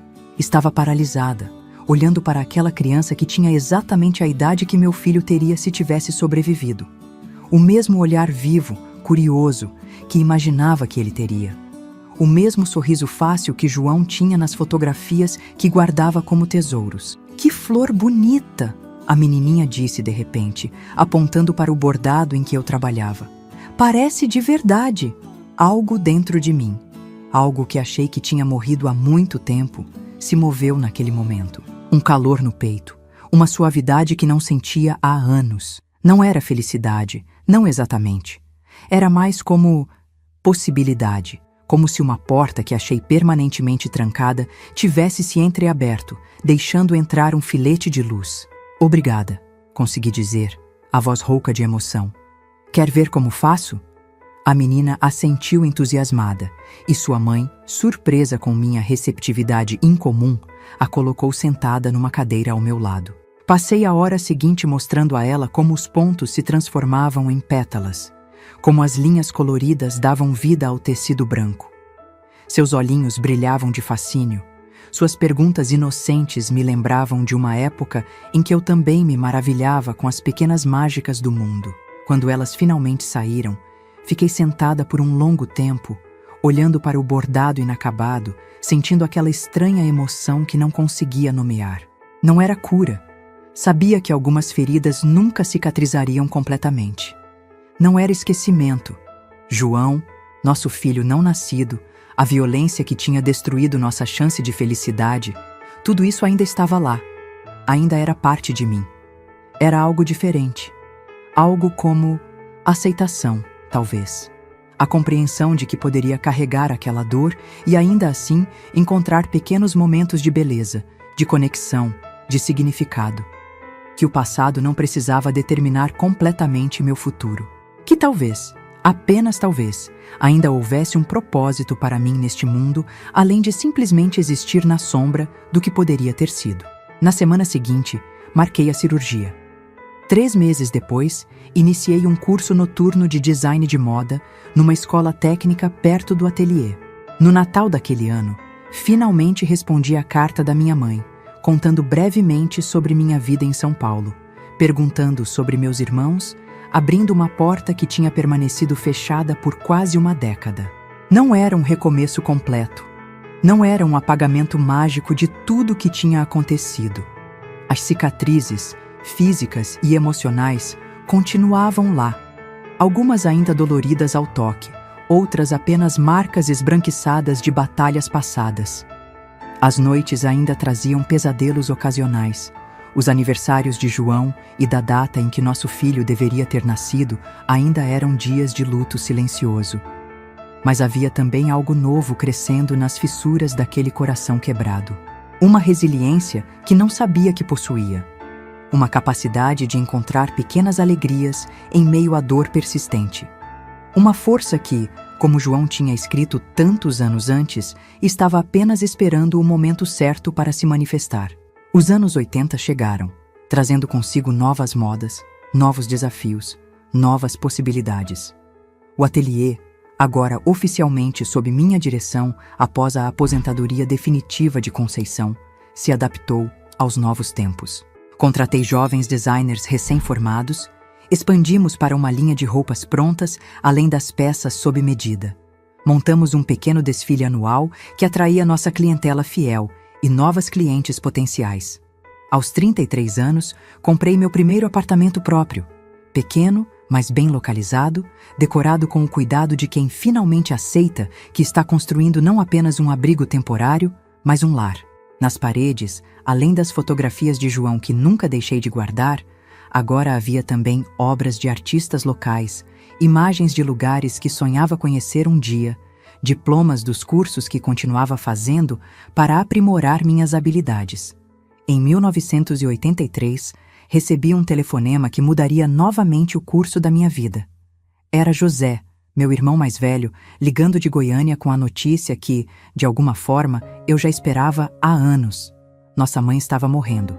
O médico diz que é questão de semanas, ele explicou, a voz embargada pela distância e pela emoção. Ela não para de perguntar por você, Sebastiana. Acho que não vai em paz sem te ver uma última vez. 17 anos haviam se passado desde que saí de Goiás, jurando nunca mais voltar. 17 anos construindo uma vida nova, tentando deixar para trás o horror que tinha vivido lá.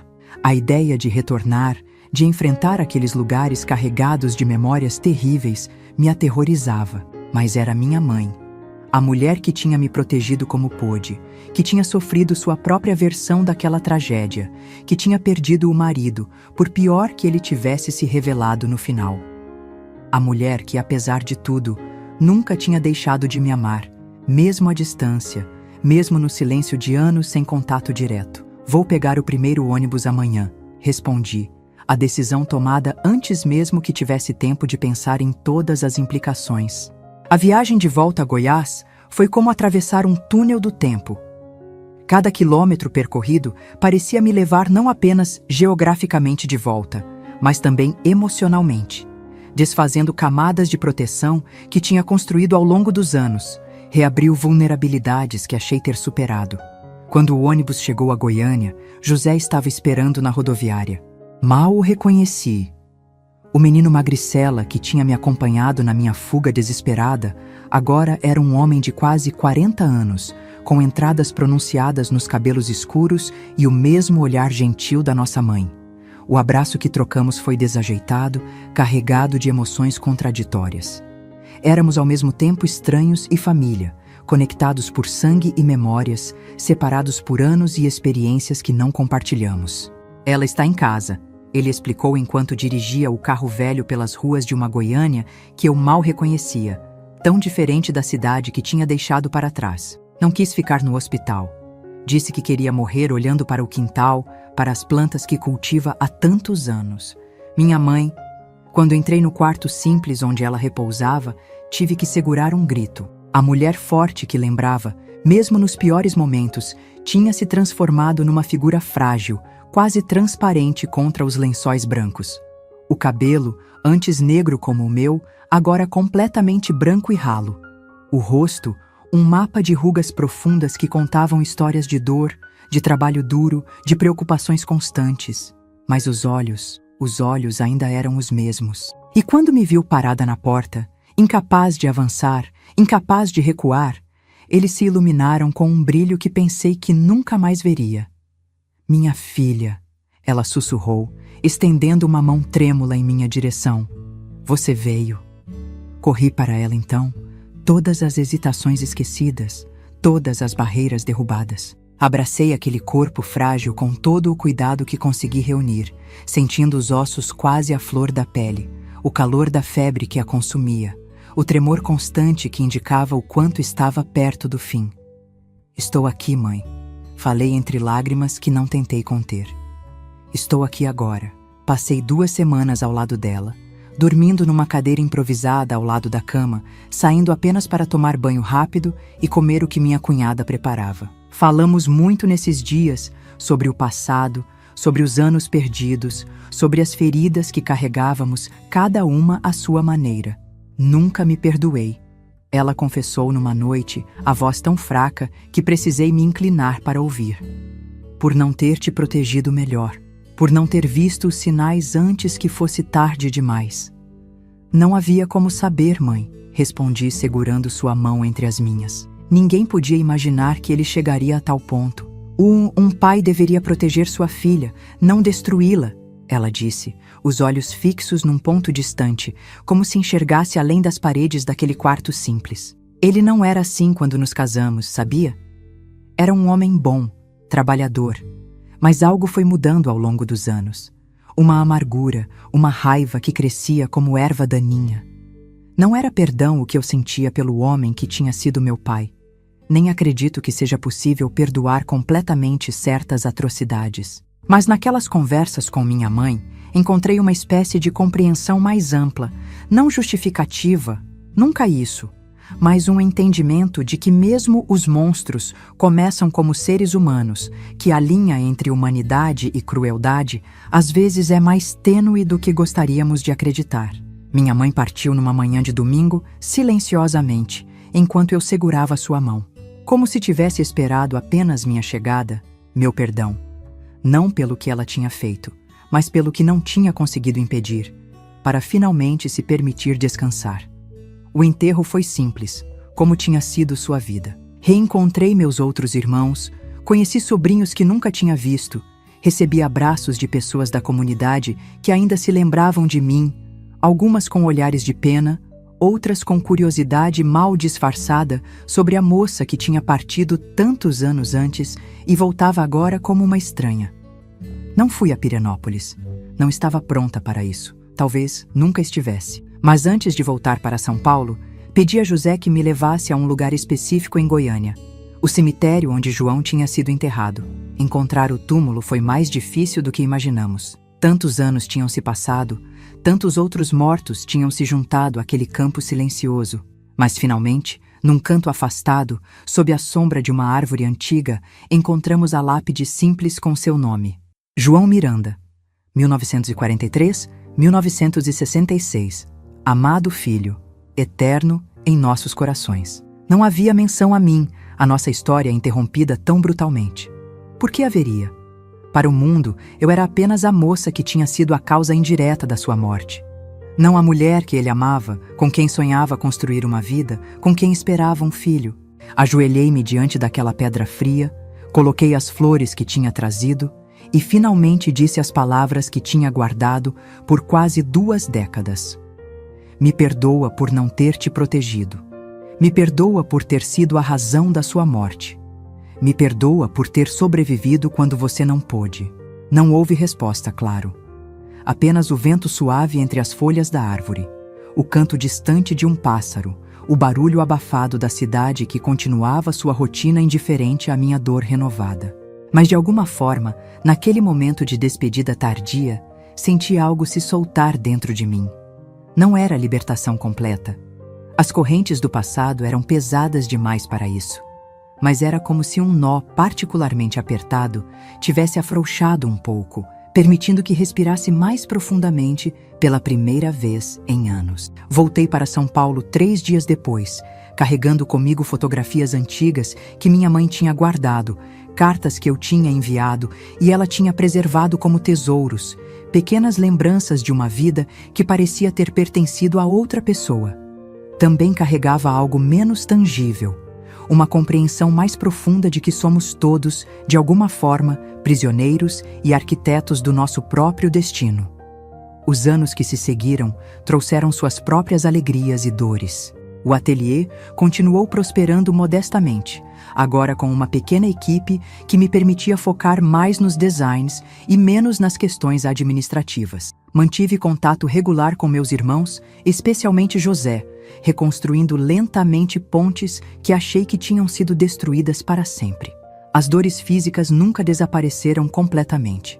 Os médicos explicaram que era resultado de danos permanentes, cicatrizes internas que nenhuma cirurgia poderia eliminar totalmente. Mas aprendi a conviver com elas, a reconhecer os sinais de quando precisava desacelerar, a aceitar que certas limitações fariam sempre parte da minha vida. E aqui estou eu agora, em 2025, aos 78 anos, sentada nesta cadeira confortável no meu apartamento em Goiânia, para onde voltei quando me aposentei há 5 anos. O ateliê em São Paulo continua funcionando, agora sob a direção de uma ex-aprendiz que se tornou quase uma filha para mim. Voltei para perto dos meus irmãos, dos sobrinhos que agora têm seus próprios filhos, para este lugar que, apesar de todas as memórias dolorosas, ainda é de alguma forma meu lar. As cicatrizes nunca se fecharam completamente. Em noites de tempestade, ainda acordo sobressaltada, achando ouvir a voz do meu pai, sentindo fantasmas de dores antigas. Ainda tiro as fotografias de João do álbum, onde agora as guardo. Ainda converso com ele em sussurros, quando a solidão aperta mais forte. Ainda visito o cemitério onde ele descansa, levando flores e palavras que só ele poderia entender. Mas aprendi, ao longo destes 60 anos desde a tragédia, que é possível viver carregando dor. Que as cicatrizes, por mais feias e profundas que sejam, também são marcas de sobrevivência. Que mesmo um coração quebrado ainda pode bater, ainda pode sentir, ainda pode encontrar pequenos momentos de paz em meio à tempestade. Não foi a vida que sonhei quando era aquela menina inocente em Pirenópolis, apaixonada pelo fotógrafo de olhos gentis que prometia me mostrar o mundo. Não foi a vida que imaginei quando senti pela primeira vez meu filho se movendo dentro de mim, quando planejava um futuro cheio de possibilidades que nunca se realizariam. Foi uma vida marcada pela dor, pela perda, por ausências que nenhum tempo conseguiu preencher completamente. Mas também foi uma vida de pequenas vitórias, de beleza criada por minhas próprias mãos, de conexões humanas que, mesmo frágeis, me lembravam que ainda fazia parte deste mundo. E se há algo que aprendi, meus queridos que me assistem, é que não existe dor tão grande que não se possa carregar mais um dia, mais uma hora, mais um minuto, que mesmo nas noites mais escuras, o sol eventualmente nasce novamente. Que as cicatrizes, por mais que nunca se fechem completamente, podem ser testemunhas não apenas do nosso sofrimento, mas também da nossa capacidade de continuar, de resistir, de encontrar significado mesmo depois da pior das tempestades. E antes de encerrar esse vídeo, queria muito agradecer a todos vocês que acompanharam minha história até aqui. Se ela tocou seu coração de alguma forma, peço que deixem seu like, se inscrevam no canal e compartilhem com alguém que talvez esteja precisando ouvir que mesmo nos momentos mais sombrios existe a possibilidade de seguir em frente. E não se esqueçam de entrar no nosso grupo de WhatsApp. O link está na descrição do vídeo. Lá, compartilhamos diariamente histórias reais de outras vovós que, assim como eu, carregam nas rugas do rosto não apenas a marca do tempo, mas as lições que só uma vida intensamente vivida pode ensinar. Me contem nos comentários de onde vocês estão assistindo. Essa velha aqui fica muito feliz em saber que sua voz está alcançando corações em todos os cantos desse Brasil imenso e talvez até além dele. Que Deus abençoe vocês, meus queridos. Se você realmente assistiu até aqui, comente amém. Para todos nós sermos abençoados com felicidade e saúde. Amém.